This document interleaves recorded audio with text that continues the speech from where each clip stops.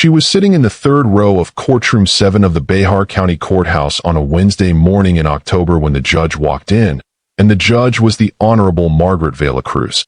And when Judge Vela-Cruz took her seat and opened the file and read the name of the respondent aloud for the record, Lillian Garcia McPherson, she stopped, and she looked up from the file, and she looked across the courtroom with the specific, assessing attention of a woman who has spent 23 years on the bench and does not stop mid-file for procedural reasons. And she found Lillian in the third row, and something moved across the judge's face that was not surprise exactly, but was the particular, weighted recognition of a woman who knows a name the way you know the names that have shaped a place. And Lillian Garcia McPherson, who had been sitting with her hands folded in her lap, and the composed, still expression of a woman who has decided that whatever happens today will not break her, felt the room shift in the specific, seismic way that rooms shift when the truth about a person arrives before the person has had to announce it.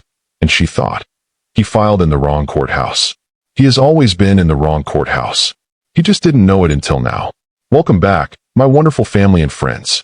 I am Mr. Zaha. Thanks for tuning in today. A kind words from a man who has seen it all.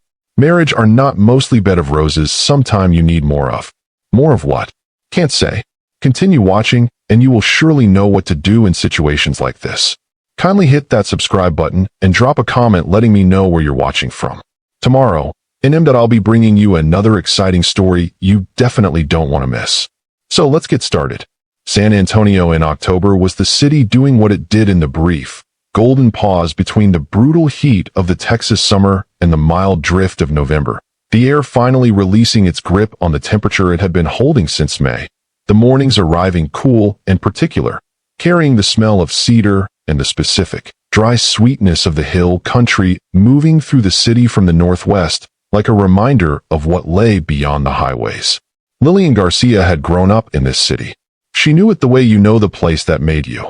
Not the tourist San Antonio of the Riverwalk restaurants and the Alamo photographs and the people in season who moved through the city's best surfaces without touching its depth, but the real San Antonio, the one that ran below the surface like the aquifer that had been feeding this land for thousands of years, the San Antonio of families who had been here before Texas was Texas, whose names were on streets and schools and courthouses and hospitals, and the quiet, foundational infrastructure of a city that had been built by people who stayed and built and stayed again. The Garcia family had been in San Antonio since 1841. This was not a fact Lillian led with. It was simply a fact, the kind of fact that lives in the bones of a person who has grown up understanding that their family's presence in a place is not an achievement but a condition, like the aquifer, like the cedar, like the particular quality of October light that came over the city every year with the same unhurried faithfulness, in which Lillian had loved every October of her 35 years without once taking it for granted.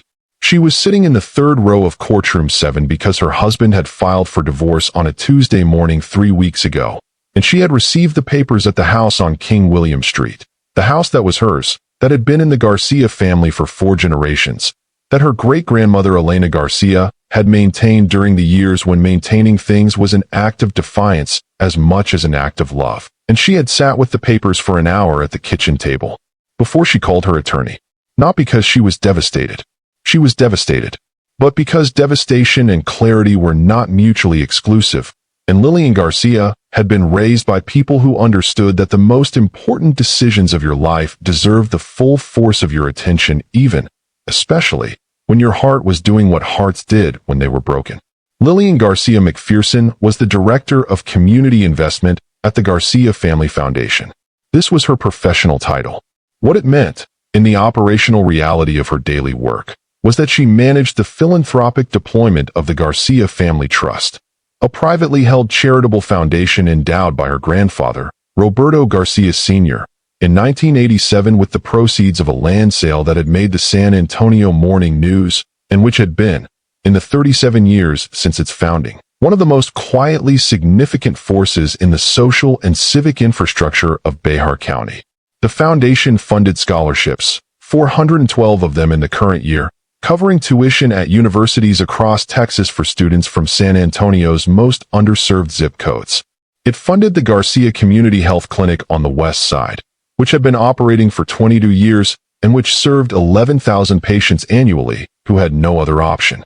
It funded 3 neighborhood libraries, 2 community centers, a workforce development program that had placed over 3,000 people in living wage jobs since its founding, and the Garcia Family Scholarship for the Arts at the University of Texas at San Antonio, which had produced, in 15 years, 41 working artists, musicians, and writers whose names were beginning to appear in places that mattered.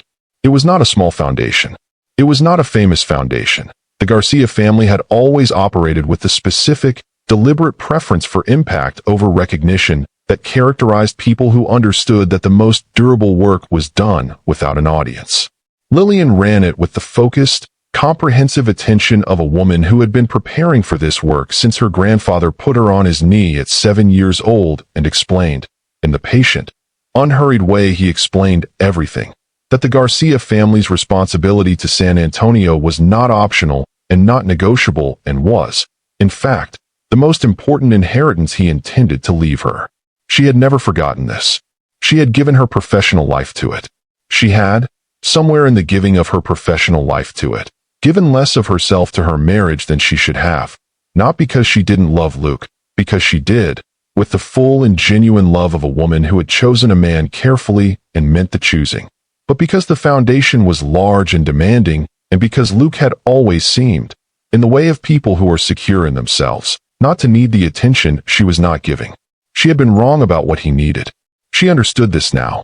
She was sitting with this understanding in the 3rd row of Courtroom 7, in the specific, costly clarity of a woman who has had 3 weeks with the divorce papers and has used every one of them to be honest with herself about her contribution to the distance that had preceded them. Luke McPherson was 38 and was, in the specific way of a certain kind of San Antonio man, entirely self-made. He had grown up in Converse, a working-class suburb on the northeast side of the city, the son of a mechanic and a school cafeteria manager, people who had worked hard and loved their son and given him everything they had, which was not money but was the specific, durable wealth of people who understood that showing up completely was the most valuable thing you could give a person. He had put himself through UT San Antonio on a combination of loans and a partial athletic scholarship, cross-country, which was not a sport that produced professional careers, but which had given Luke McPherson the specific mental architecture of a long-distance runner, the capacity to endure difficulty over sustained periods without the relief of a finish line in sight. He had built a civil engineering firm, McPherson and Associates, 8 years old, 14 employees, a portfolio of municipal infrastructure projects across Bihar and Comal counties that had established him as one of the more reliable mid-sized contractors in the region. It was not a large firm. It was a solid one, built on the same principle as his running: consistency over distance, showing up completely, doing the work without requiring the audience. He was a good man. Lillian had always known this. The problem was not that he was a bad man, or that she was a bad woman, or that the love between them had been false. The problem was quieter and more structural, the specific, accumulating distance of 2 people who were both doing serious work and had stopped, gradually, and without noticing, doing the work of being present to each other. The problem was that Luke had felt Lillian disappearing into the foundation for 2 years, and had said so, twice, with the direct, uncomfortable honesty of a man who does not dress difficult things in comfortable language, and that Lillian had heard him, and had not tried enough, and that Luke had reached the specific, private conclusion of a man who has said the true thing twice and not been heard, and has decided that the 3rd time will not be different. He had not said the true thing a 3rd time. He had called an attorney. Lillian had not known he was that close to the edge. This was, she had concluded in 3 weeks of honest self-examination, entirely on her. She had called her own attorney the afternoon the papers arrived. Her name was Sophia Reyes, 44, a San Antonio woman with an office on Broadway and 16 years of family law experience, and the specific, clear-eyed warmth of someone who had grown up in the city and understood its layers and had the professional competence to navigate them without losing the human quality of the work. Sophia had read the filing. She had looked at Lillian across her desk. "He filed in Bihar County District Court," she said. "Yes," Lillian said. "Courtroom 7, Sophia said. Judge Velacruz docket." Something had moved across Sophia's expression, brief, professional, the specific micro-expression of an attorney processing a piece of information that was relevant in a way she was not yet ready to articulate. "Is that significant?" Lillian had asked. Sophia had looked at her for a moment. "Do you know Judge Velacruz?" she said. "Margaret Velacruz," Lillian said. "She was a year ahead of me at UTSA. Her mother and my mother were in the same parish. Her grandfather and my grandfather were," she paused. "They built things together. In this city. For a long time." Sophia had nodded slowly. "Luke doesn't know any of this," Lillian said. "No," Sophia said. "I don't imagine he does." They had looked at each other across the desk. "Sophia," Lillian said, "I want to be clear about something. I am not going into that courtroom to win. I am going into that courtroom to be seen. Fully. By a room that my husband assumed would be indifferent." She paused. "And then I want to go home and find out if there is anything left to rebuild." Sophia had looked at her for a long moment. "Then let's make sure you're seen completely," she said.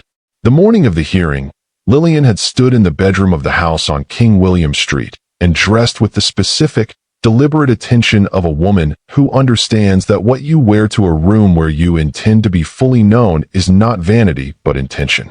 She wore the dress her grandmother had given her. Deep burgundy, simple, well cut, the dress Elena Garcia had worn to every significant occasion of her adult life, and had pressed into Lillian's hands at 87 with the specific, unhurried authority of a woman transferring something more than fabric. She wore her grandmother's earrings. She did not wear her wedding ring. Not as a statement, as an honesty. She was a woman whose marriage was in a courtroom today, and she was not going to perform the marriage while it was being examined. She drove to the courthouse. She parked. She walked in through the front entrance of the Bexar County Courthouse on a Wednesday morning in October with the unhurried, straight-back composure of a woman entirely on her own ground. Which she was. Had always been. Which was the thing Luke McPherson was about to learn in a room he had chosen without knowing whose room it was. If that last line already has you feeling something, drop a comment right now. Tell me you're here. Tell me you felt the ground shift. We are just getting started. Courtroom 7 of the Bexar County Courthouse was not a large room. It had the specific, functional dignity of a working courtroom in a mid-sized American city, not the grand, vaulted architecture of federal courts, not the intimate, almost domestic scale of a small claims room, but something in between, something that had been designed with the understanding that the things that happened inside it were serious enough to deserve solemnity without requiring theater. The ceiling was high enough to carry the weight of difficult decisions. The wood paneling was dark and old enough to have absorbed the specific gravity of 1,000 hearings. The fluorescent lighting was honest in the particular, unsparing way of institutional spaces that have no interest in flattery. Lillian had arrived at 8:45. The hearing was at 9. She had sat in the third row, not the front, not hidden, the third row, the specific position of a woman who is present and composed and not performing either quality, but simply embodying them. And she had folded her hands in her lap, and she had looked at the room with the clear-eyed attention she brought to everything that mattered. Sophia Reyes sat beside her. On the other side of the courtroom, at the petitioner's table, Luke McPherson sat with his attorney, a man named Gerald Cross, 49, a divorce attorney with an office in Alamo Heights whose reputation was for efficiency and whose approach to family law was, in Sophia's professional assessment, transactional in the specific way of someone who had stopped seeing the people inside the cases some years ago and now saw primarily the cases. Luke was in a dark suit. He had not looked at her when she came in. She had looked at him, had allowed herself the full, honest observation of a woman who loves a man and is sitting in a room where the love is being examined, and she had seen the set of his jaw, which she knew as the expression he wore when he had made a decision and was maintaining it against the natural pull of his own doubt.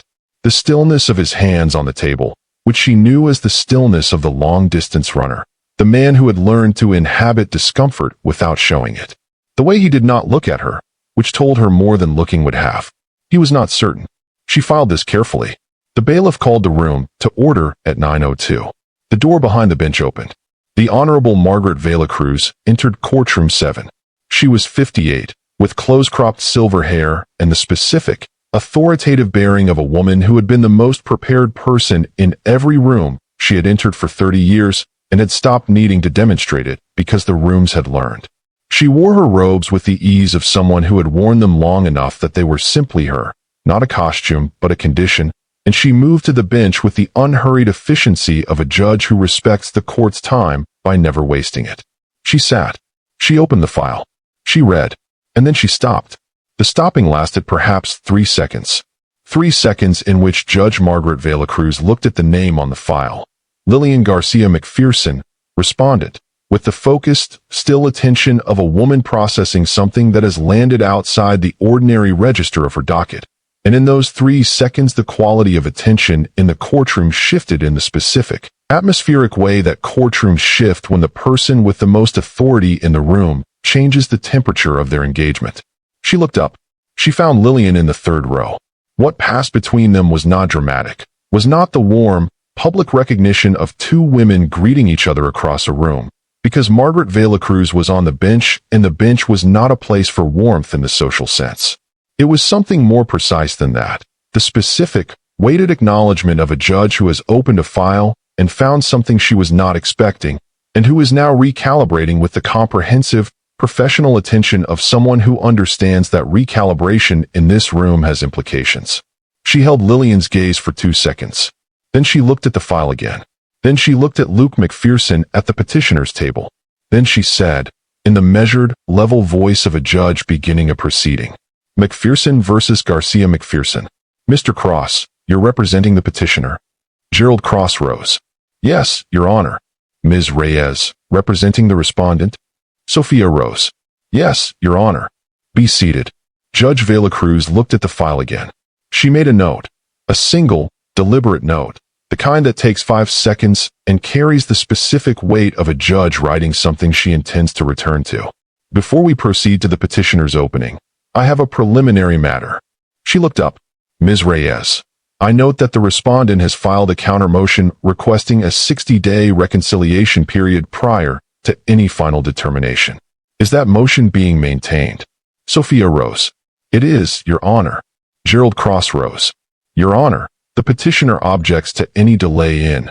"Mr. Cross," Judge Vela-Cruz said, with the patient, precise authority of a woman who has been interrupting attorneys for 23 years and has perfected the specific tone that stops them mid-sentence without requiring volume. "I didn't ask for your position yet.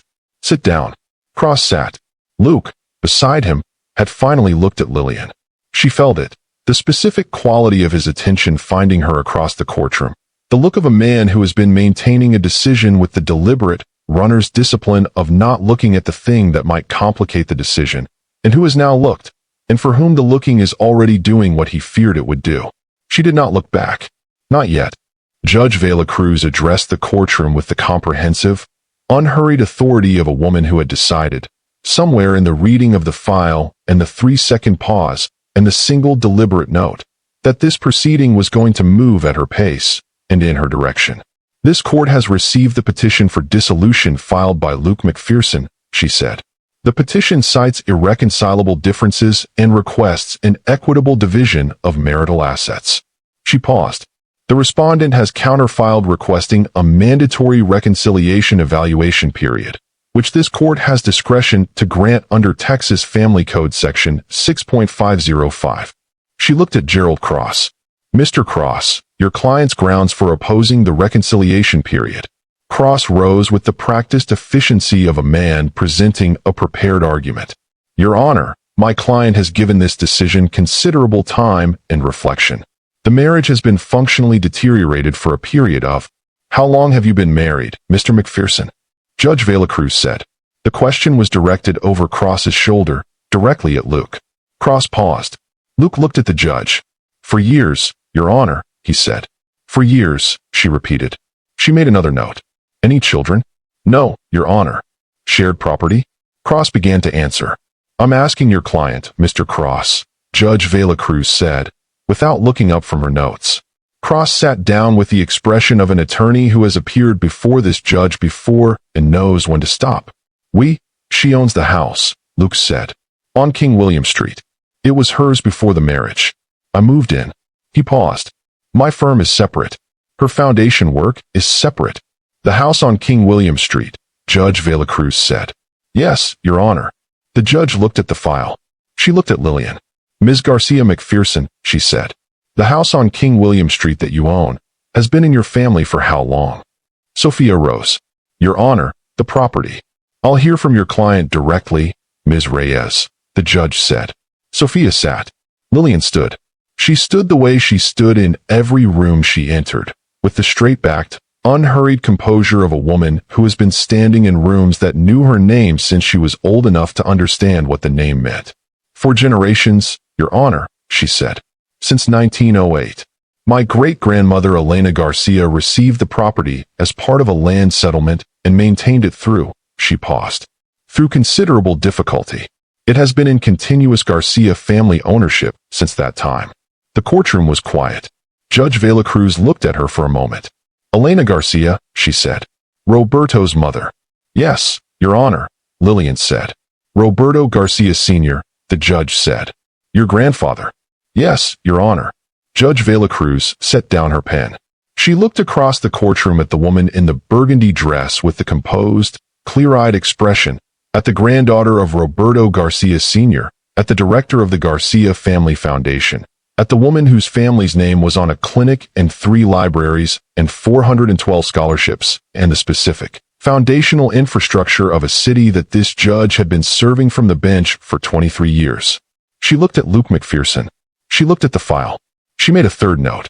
Gerald Cross made his opening argument for 12 minutes. He was competent and efficient and thoroughly transactional.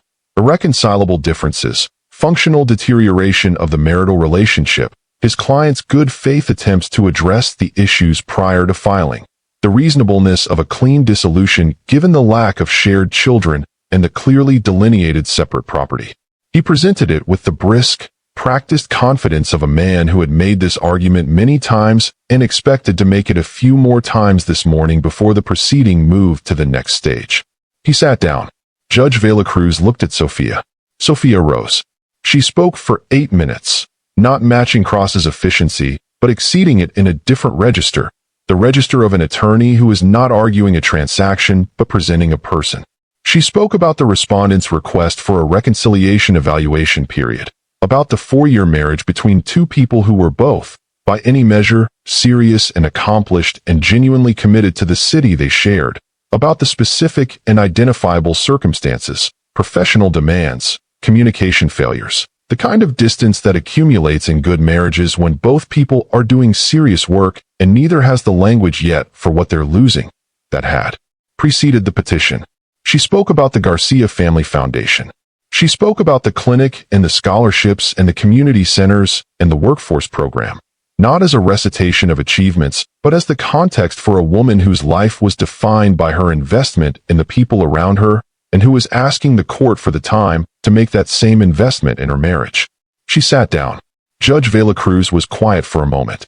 Then she said, I'm going to speak plainly, because I think this proceeding benefits from plainness. She looked at Luke.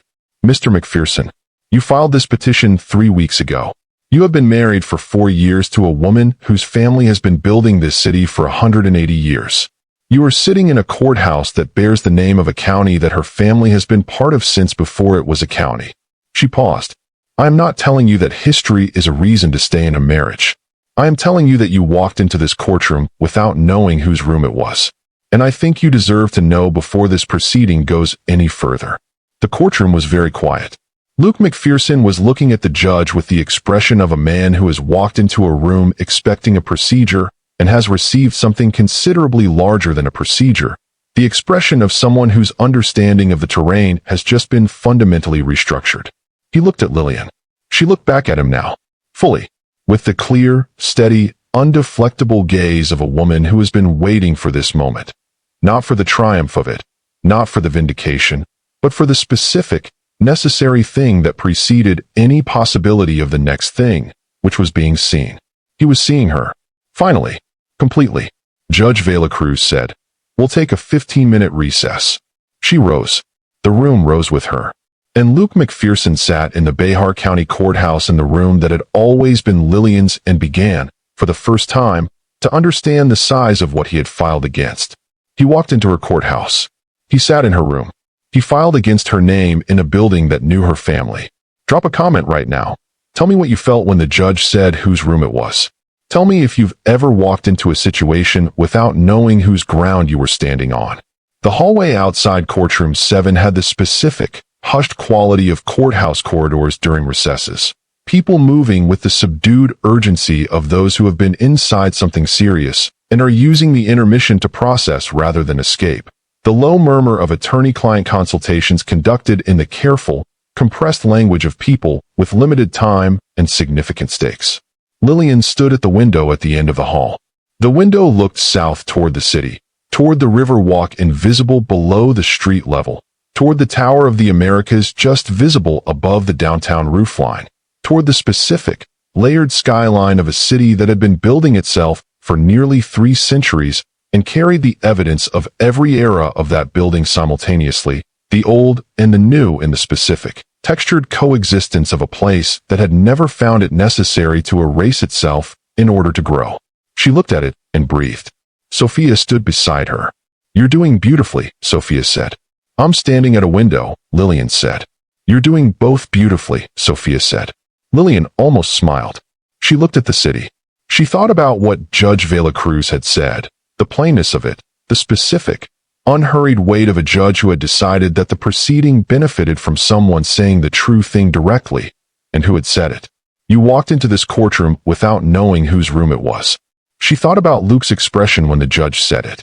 She had been watching, had allowed herself the full, honest observation across the courtroom, the specific quality of attention she brought to things that mattered, and she had seen the expression move through him in sequence, the way significant information moves through a person who is not prepared for it.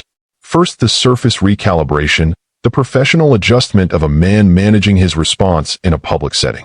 Then, underneath it, the deeper thing, the restructuring, the specific expression of someone whose understanding of a situation has been handed a fact it cannot incorporate without becoming a different understanding. He had not known. This was the thing she kept returning to, not with bitterness, not with the satisfaction of a woman who has been vindicated, but with the honest, complicated recognition of a wife who had kept herself so thoroughly in the operational mode of the foundation, so completely absorbed in the work of building for others, that she had never once sat her husband down and shown him the full size of what she came from. She had assumed he knew. She had assumed the city told him. But Luke McPherson had grown up in Converse on the northeast side, had built his life from a different set of San Antonio coordinates, and the Garcia family's presence in the city's civic infrastructure was not the kind of thing that announced itself to people who weren't already inside the rooms where it operated. She had not brought him into those rooms.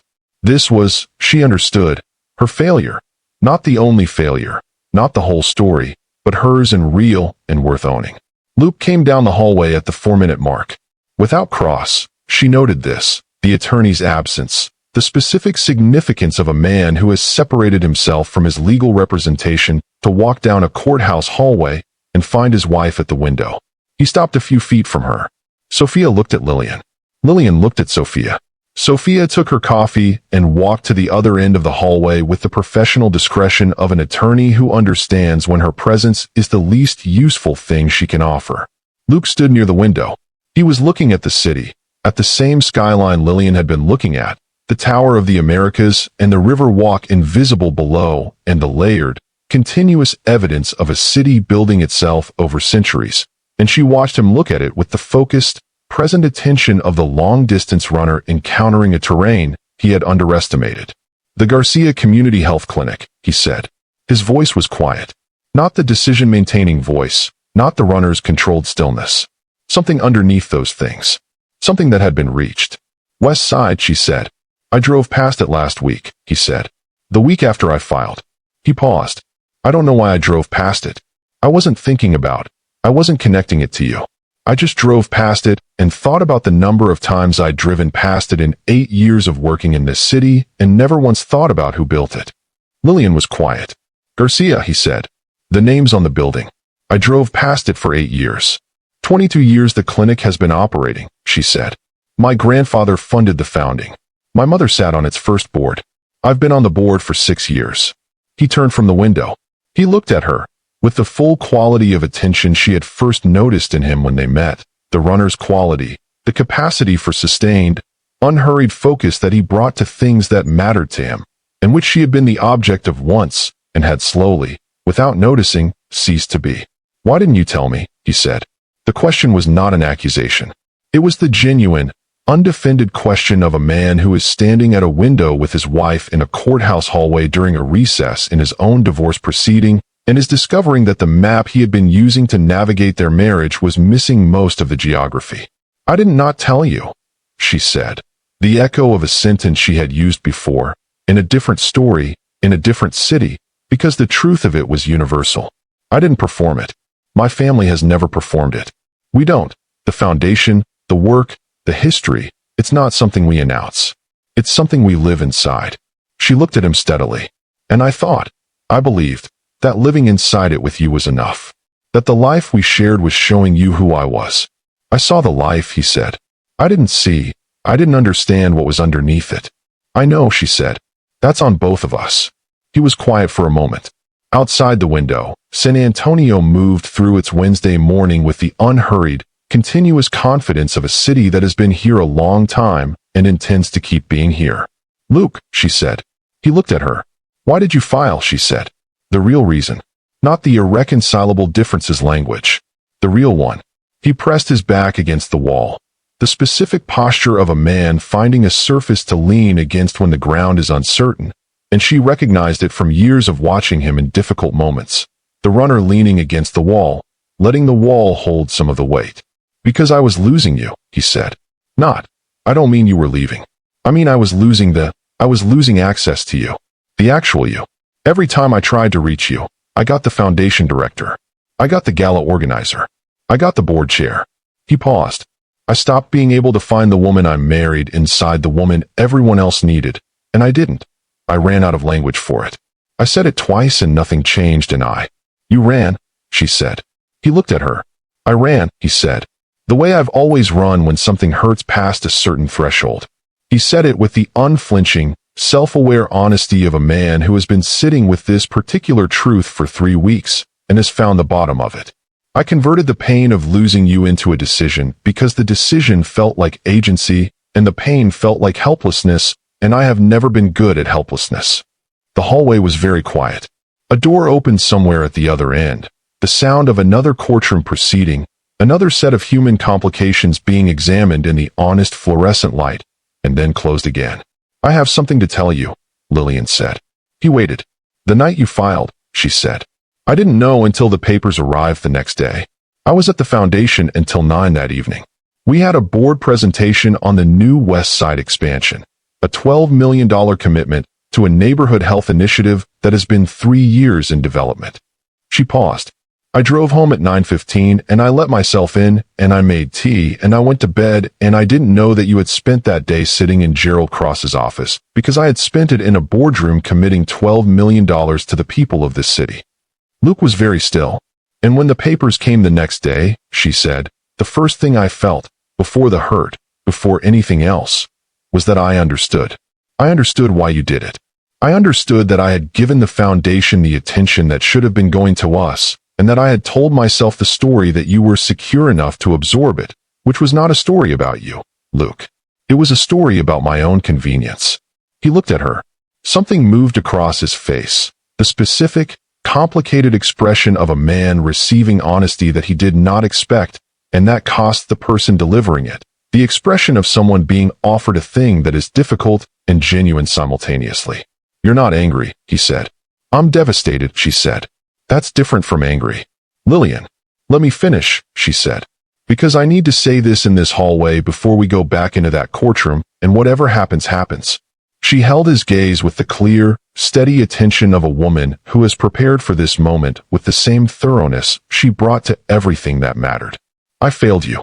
Not as dramatically as you failed me by filing without saying the true thing a 3rd time, but I failed you in the daily, accumulated way that is harder to point to and easier to ignore and ultimately more structural." She paused. "I made you feel like you were living adjacent to my life instead of inside it. And that was wrong. And I own it completely." He looked at her for a long time.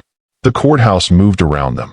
The bailiff at the far end of the hall, Sophia at the other window with her coffee, the ordinary machinery of a Wednesday morning in a building where difficult human things were being examined in honest light. I filed, he said quietly. I actually filed. I know, she said. I sat in Gerald Cross's office and I signed a petition for divorce from the woman I love because I couldn't find another way to make the pain stop. I know, she said. Lillian, that's not who I want to be. I know that too, she said. He looked at her, at the woman in the burgundy dress with the grandmother's earrings, at the granddaughter of Roberto Garcia Sr., at the director of the foundation and the board chair and the gala organizer, and, underneath all of it, the woman he had married on a Saturday evening in October 4 years ago in the garden of the house on King William Street, under the same October light that was coming through the courthouse window right now. The countermotion, he said. The 60-day reconciliation period. Sophia filed it the day after I received your papers, she said. You filed for 60 days before you filed for anything else, he said. Yes, she said. He was quiet. Why, he said. After why would you? Because I am a Garcia, she said simply. And the Garcias have been building things in this city for 180 years. We don't walk away from things we built because they're damaged. She looked at him with the full, honest, unguarded expression of a woman who has decided that this is the moment for the full truth and is delivering it without management. And because I love you. Not the version of you that fits neatly into my life. You. The man who runs toward hard things when he's not running away from them. The man who built something real from nothing in a city that doesn't give things away. She paused. I love that man. And I would like 60 days to find out if he wants to be found. The recess bell sounded at the end of the hall. 2 minutes. Luke McPherson stood at the courthouse window and looked at his wife and looked at the city they both lived in. The city she was woven into at the roots and that he had been building himself into for 8 years. The city that was. He was understanding for the first time with the full weight of the understanding. Her city in a way he had never fully grasped and that she had never adequately shown him, and that was, in its own quiet way, a map of the marriage, the depth of her, the depth he had. Been adjacent to without entering. Lillian, he said. Yes, she said. I need you to know something before we go back in. Tell me, she said. I have spent 3 weeks being certain, he said. Running the certainty the way I run a long race. Maintaining the pace, not looking at what I'm leaving behind, focusing on the finish line. He looked at her. I looked at you across that courtroom this morning, and I understood for the first time that the finish line I was running toward was a room with nothing in it. The hallway was very quiet. Don't withdraw the countermotion, he said. She looked at him. Give me the 60 days, he said. Give me the time to. I need to understand what he stopped. He started again, with the specific honesty of a man who has run past his own evasions and found the true thing on the other side. Give me the 60 days to be worth keeping. Lillian Garcia McPherson looked at her husband in the courthouse hallway in the October morning light. She felt the thing she had been carrying for 3 weeks, the hurt and the honest self-examination and the persistent, inconvenient love, shift in her chest, not dissolving, not resolved, but reorganizing itself around the specific, real possibility of something different. Don't make me regret it, she said. I won't, he said. Sophia appeared at the end of the hall. 2 minutes, she said. Lillian looked at Luke one more moment. Then she turned toward the courtroom. She walked. He walked beside her. He said, give me 60 days to be worth keeping. Drop a comment right now. Tell me if that sentence reached you. Tell me what you would have said if you were standing at that window. Tell me if you believe him. Judge Vela Cruz granted the 60-day reconciliation period at 10:47 in the morning. She did it with the measured, unhurried authority of a judge who has made her decision and is delivering it with the precision it deserves. Not warmly, not coldly, but with the specific, professional weight of someone who has read a file and a room and 2 people in a hallway and has determined that the law's provision for this kind of pause exists precisely for situations like this one. She looked at Gerald Cross when she said it. Cross accepted it with the professional grace of an attorney who knows when a judge has decided and understands that the deciding is done. She looked at Luke. Mr. McPherson, she said. This court is granting the respondent's countermotion for a 60-day reconciliation evaluation period. During this period, the dissolution petition is stayed. Both parties are ordered to participate in a minimum of 8 sessions with a licensed marriage and family therapist, the selection of whom must be submitted to this court within 10 days. She paused. At the conclusion of the 60 days, both parties will return to this courtroom and advise the court of their determination. If the petition is maintained, we proceed. If it is withdrawn, the matter is closed. She held his gaze with the level, assessing look of a judge who has been reading people for 23 years. Do you understand the terms? Yes, Your Honor, Luke said. She looked at Lillian. Ms. Garcia McPherson, the counter-motion is yours. Do you understand that the 60-day period is a process, not a determination? That this court is not ordering reconciliation. It is ordering the good faith attempt at it. Lillian stood. Yes, Your Honor, she said. I understand the difference. Judge Vela Cruz held her gaze for one moment. The specific, weighted moment of two women who share a city's history looking at each other across a courtroom in the honest light of a Wednesday morning. And then she nodded once, with the economy of a woman for whom one nod carries everything a speech would carry. Court is adjourned, she said. I'll see both parties in 60 days. She rose. The room rose with her. She disappeared through the door behind the bench. And Luke McPherson stood in Courtroom 7 of the Bexar County Courthouse and understood, with the full and final clarity of a man who has been given something he nearly threw away, that the next 60 days were the most important of his life. The therapist's name was Dr. Carmen Reyes. No relation to Sophia.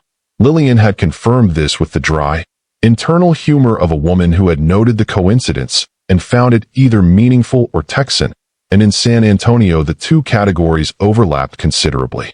Dr. Carmen Reyes had a practice on Broadway, 2 miles from the courthouse, in an office that had the specific, warm quality of a space designed for difficult truths, good light, no harsh surfaces, the kind of room that asked you to be honest by making honesty feel survivable.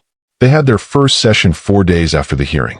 Luke had chosen the appointment time, had called Sophia's office the morning after the hearing to get Dr. Reyes's contact information, had called the office himself, had scheduled for the earliest available slot.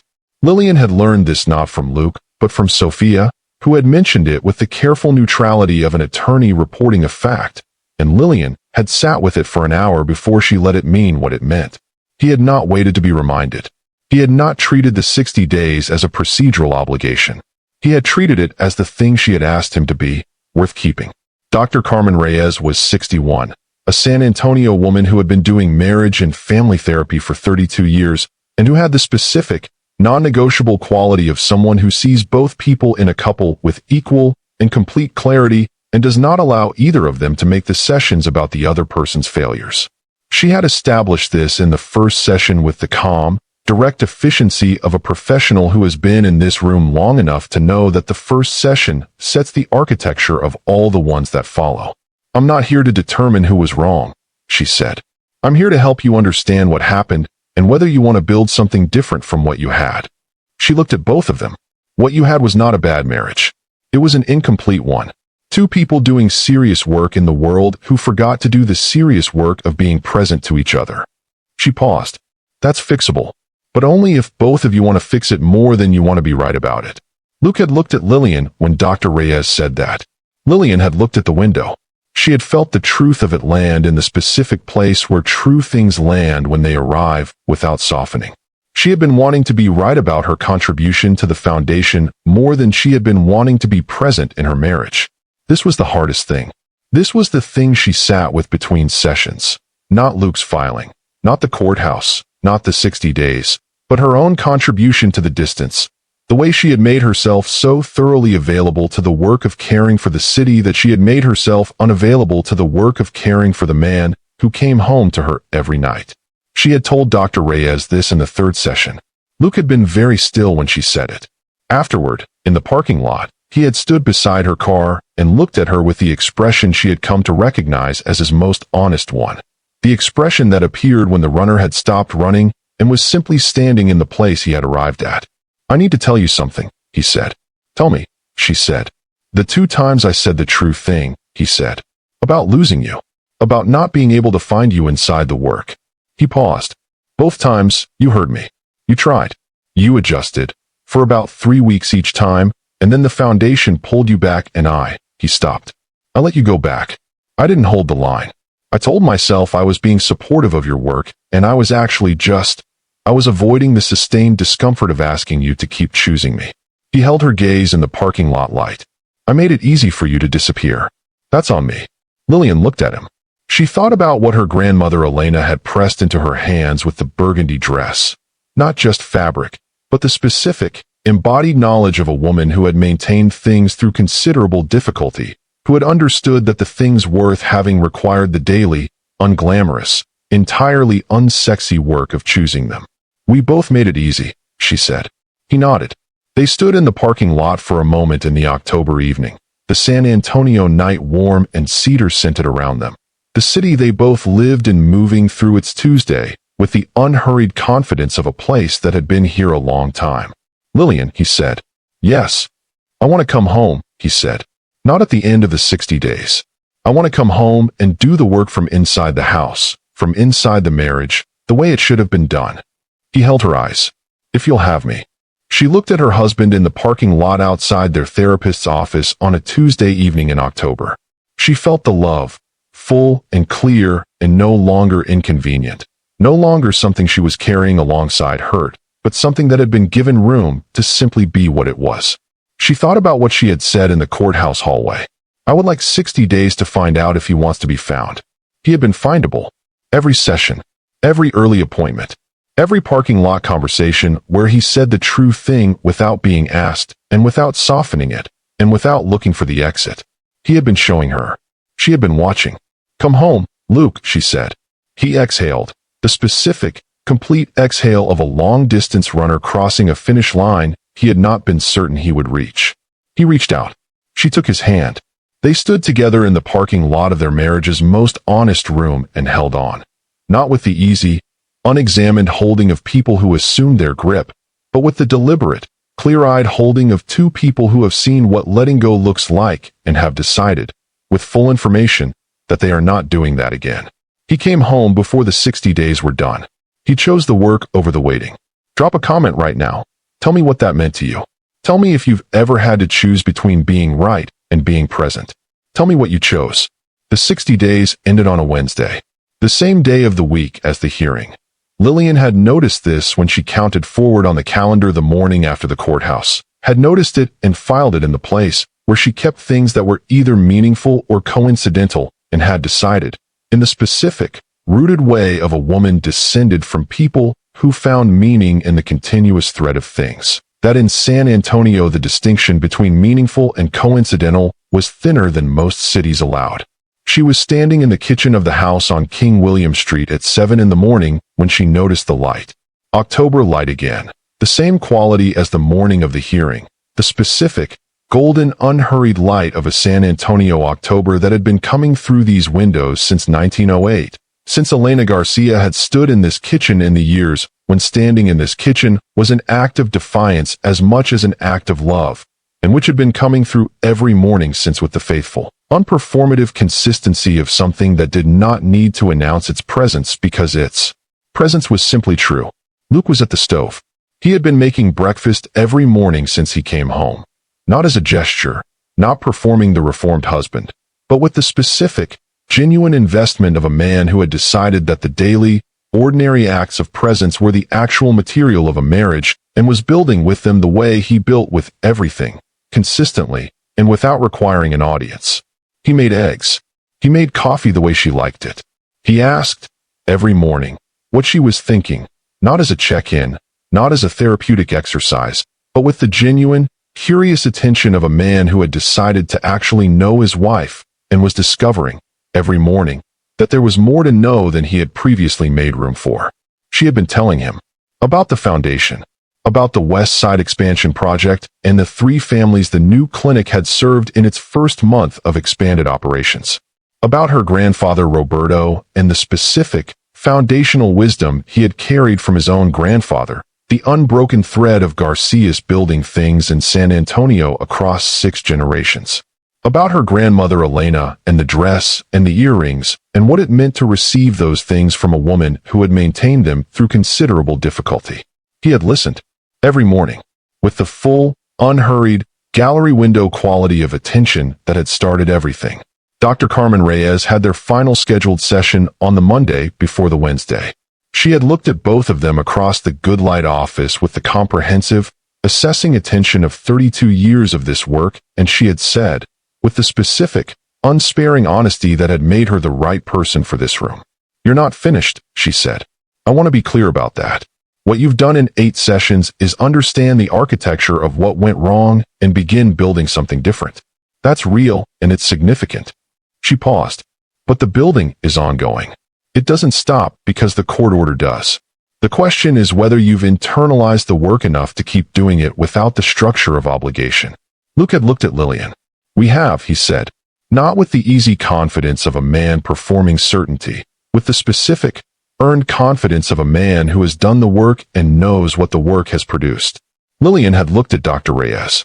"We have," she said. Dr. Reyes had looked at them both for a long moment. The 32-year look, the look that had seen everything and could read the difference between performance and truth. She had nodded once. "Then go build," she said. They arrived at the courthouse at 8:55. Not with attorneys. Lillian had called Sophia the week before and told her that they would be appearing together to withdraw the petition, that no legal representation would be necessary for the withdrawal, and Sophia had been quiet for a moment and then said, with the warm professionalism of a woman who had been doing this work long enough to know a good outcome when she heard one, "I'll file the joint withdrawal paperwork this morning." Luke had called Gerald Cross. Cross had been professional and efficient and entirely unsurprised. He had the specific, experienced neutrality of a divorce attorney who has watched enough reconciliations to know that the 60-day period existed for a reason and that the reason sometimes worked. They walked into the Bihar County Courthouse together. Through the front entrance, past the security desk, down the corridor toward Courtroom 7. Walking the way they had learned to walk in the past 60 days, which was the way they should have been walking for 4 years, side by side with the full, mutual acknowledgement of 2 people who were in the same place at the same time and had chosen to be.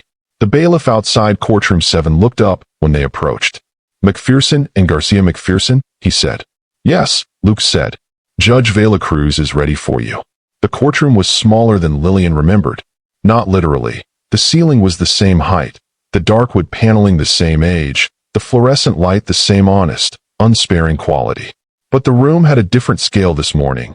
The specific, altered proportion of a space that carries less weight than it carried the last time you were in it. Because the last time you were in it, you were carrying something that you are no longer carrying. Judge Velacruz was at the bench. She looked up when they entered. She looked at them together, at Luke and Lillian McPherson walking into her courtroom side by side on a Wednesday morning in December, 60 days after she had granted the reconciliation period and told a man he had walked into a room without knowing whose it was. Something moved across her face. Not unprofessional. Contained, precise. The specific micro-expression of a judge who has been in this room for 23 years and has learned to hold her responses with the economy of someone who understands that the bench is not a place for sentiment. But Lillian saw it. She had known Margaret Velacruz long enough to read the thing beneath the professional containment. The thing that was not sentiment, but was its neighbor. The specific, quiet satisfaction of a woman who has been serving a city for 23 years and occasionally, in the fluorescent honest light of her courtroom, gets to see the city served. "Mr. McPherson," Judge Velacruz said. "Ms. Garcia McPherson." She looked at the file. "I have received the joint filing for withdrawal of the dissolution petition. Before I accept it for the record, I want to ask both parties directly whether the withdrawal is voluntary and without duress." She looked at Luke. "Mr. McPherson." Luke stood. "Voluntary," he said. "Completely." She looked at Lillian. Lillian stood. "Voluntary," she said. "Completely." Judge Velacruz made a note. She looked up. "The withdrawal is accepted," she said. The dissolution petition filed by Luke McPherson on, she checked the date, October 3rd, is hereby dismissed without prejudice. She set her pen down. "The matter is closed." She looked at them both, one more time, the comprehensive look, the 23-year look, and she said, with the plain, unhurried directness she had brought to this room on the first morning, "Go home." They stood on the courthouse steps in the December morning. San Antonio in December was the city in its quietest season, the heat fully released, the air clear in particular, carrying the cedar and the faint, specific smell of the river walk 2 blocks away where the holiday lights had been strung in the cypress trees since the first week of November. The city was unhurried and honest and entirely itself, the way it was every season, the way it had been for nearly 3 centuries. Luke looked at the city. He looked at it the way he had looked at the skyline from the courthouse window 60 days ago, with the full, present attention of a man who was learning to see what was in front of him rather than the story he had prepared about it. He looked at Lillian. "Tell me something," he said. "What?" she said. "About the city," he said. "About the Garcias. Something I don't know." She looked at him. She felt the love, the full, unhurried, no longer carrying it alongside anything version, the love that had room to be what it was. She took his hand. "Walk with me," she said. She led him down the courthouse steps and into the December morning, into the city that had held her family for 6 generations, and that was, she understood with the complete and cellular certainty of a woman whose roots went all the way down. Also his city now, had been since he chose her, since he built in it, since he sat in a courthouse hallway and asked for 60 days to be worth keeping, and then spent every one of them being exactly that. She walked him toward the river walk. She told him about Elena Garcia and the house in 1908 and the specific, defiant act of maintenance that had kept it through considerable difficulty. She told him about Roberto Sr. and the foundation and the conversation at 7 years old in the study on the hill.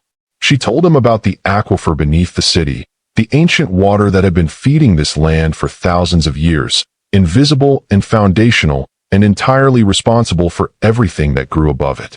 She told him about her grandfather's definition of legacy, which was not the buildings or the scholarships or the clinic, but the daily choice to invest in the place you lived with the full force of what you had. She told him about her grandmother's dress. He listened, all of it, with the quality of attention she had first noticed in him at a gallery on a February evening when she was 29 years old and had thought, that man actually sees things. He saw things. He was seeing them now. The river walk opened before them. The cypress trees hung with December lights. The water moving slow and green-brown below the banks. The city layered above it in every direction, old and new and continuous.